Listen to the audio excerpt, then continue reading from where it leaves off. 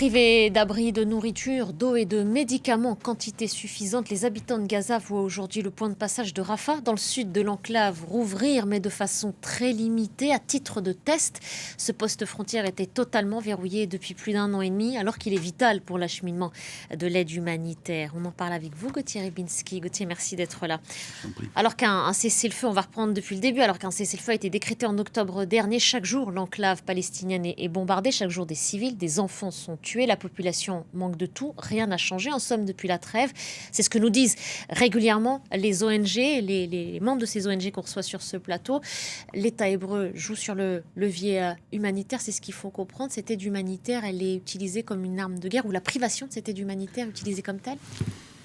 Oui, comme on l'a vu pendant la guerre de manière beaucoup plus significative et claire, il y a la volonté de finalement rendre la vie tellement insupportable à Gaza que les Palestiniens quittent la bande de Gaza. Et c'est ce qui se passe, c'est ce qu'ils ont essayé, c'est ce qui peut se passer avec cette ouverture de Rafah qui est plus une ouverture politique qu'humanitaire.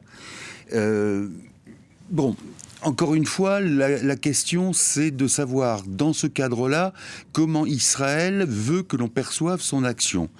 Or, il y a eu de nombreux reproches adressés à Israël dans les mois et depuis le 7 octobre 2023. Et il y a quelque chose de clair, c'est que, si vous voulez, la manière dont Israël régit, vous vous souvenez de cette fondation américaine qui, au fond, était là pour créer encore plus de désordre.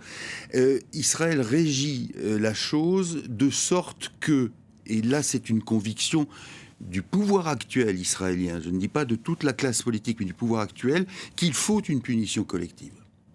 Et que la punition collective vis-à-vis des Palestiniens de Gaza consiste à justement leur rendre la vie insupportable, impossible sur le plan humanitaire, c'est-à-dire les choses les plus élémentaires. Et que donc, à partir de là, c'est la raison pour laquelle le gouvernement de Netanyahou considère, vous vous souvenez, certains l'avaient dit, qu'il n'y avait pas de Gazaouis innocents dans cette affaire. Bon.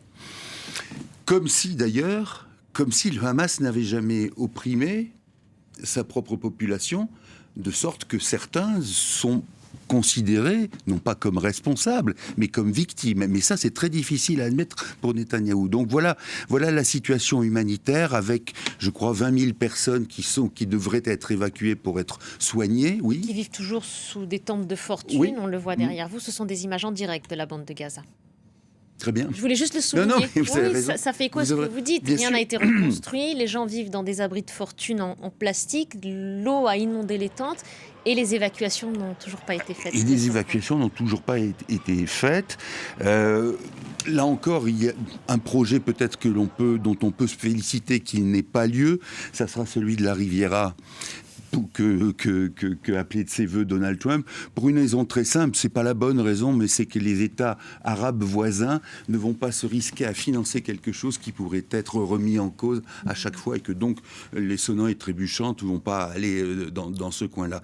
Mais de fait, quand je dis que c'est pas la bonne raison, l'autre raison, la bonne raison, ça serait l'indécence qui aurait à bâtir quelque chose de pareil sur un endroit où aujourd'hui, vous montrez l'image, elle n'est pas tolérable. Et encore une fois, la position du gouvernement israélien consiste au fond à dire à la communauté internationale, vous voyez, on a fait un petit effort.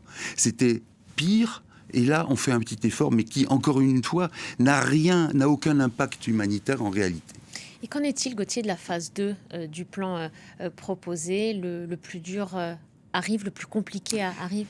Bien sûr, le plus compliqué arrive parce que là, autant jusqu'à présent, on peut se limiter à des arrangements très ponctuels, même s'ils ne sont pas tenus, même si aussi, d'un autre côté, on découvre chaque jour de nouvelles ramifications des tunnels du Hamas, mais Israël rompt la trêve. Donc, bon, là encore, il y a beaucoup de choses à faire. Mais la deuxième phase, c'est quoi ? La deuxième phase, c'est s'attaquer, à la question du retrait palestinien de Gaza. Quelles frontières respecter, quelles lignes compliquées, parce qu'au fond, au sein du gouvernement israélien, il y a des représentations totalement différentes de la chose. Et comment désarmer le Hamas ? Et désarmer le Hamas, ça veut dire si on y arrive, ça veut dire précisément qu'il faut trouver, au fond, une organisation ou une instance palestinienne qui prenne la place du vide. Si on n'y arrive pas, le Hamas se refait une santé. Donc là aussi, il y a quelque chose qui est extrêmement compliqué. Et au fond, vous allez dire que c'est toujours ma marotte, mais au fond, si on n'assiste pas très rapidement à un remplacement du personnel politique, des deux côtés, on est dans l'impasse. On est dans l'impasse parce que pour Netanyahou, il n'y a pas, il l'a répété, de perspective d'un État palestinien, même à Gaza. Et pour le Hamas, sa raison d'être est de combattre Israël. Donc vous voyez bien que s'il n'y a pas un renouvellement dans les deux camps, la deuxième phase, on les verra peut-être pas, même pas la queue de cette deuxième phase. Merci Gauthier, merci pour ces éléments de compréhension.